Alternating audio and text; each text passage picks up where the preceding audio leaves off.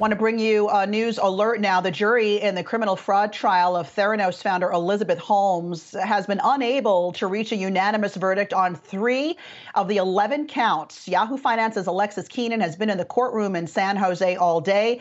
She popped out to join us now on the phone quickly to give us the very latest. Alexis? Hi, Alexis. Yes, I've just stepped out of the courtroom minutes ago.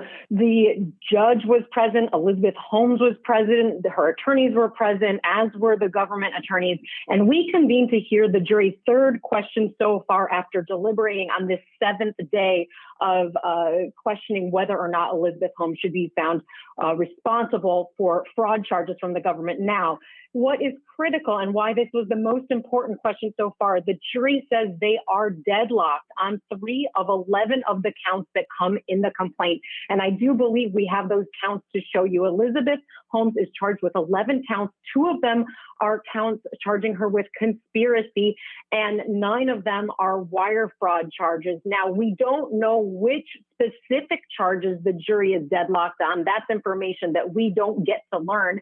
But we did just have a court session where the parties conferred with each other. They spoke in front of the judge on how to handle this news from the jury. And what ended up happening is that they all agreed, all of the parties agreed, that the judge would read from the model instructions. And these are omnibus instructions that are given to a jury when they're in this scenario. And what they were is Rule 7.7. It's an instruction for a deadlocked jury, but they were having a little bit of trouble deciding how it should go because they're not saying we're deadlocked on all counts. We're just deadlocked on 3 of those. And so they were read an instruction that basically tells the jurors that they have a duty to discuss the case with one another and to deliberate in an effort to reach a unanimous verdict. And remember, a unanimous verdict is needed for any of these counts to be a guilty finding.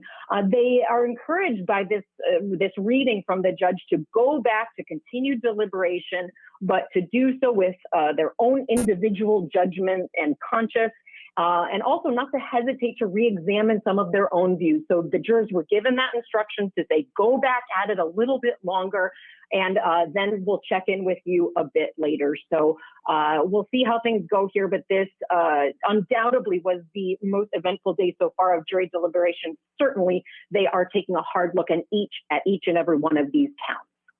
All right, Alexis Keenan, thanks for taking the time out to join us and give us the latest there. We know you'll bring us the very latest as it develops in San Jose.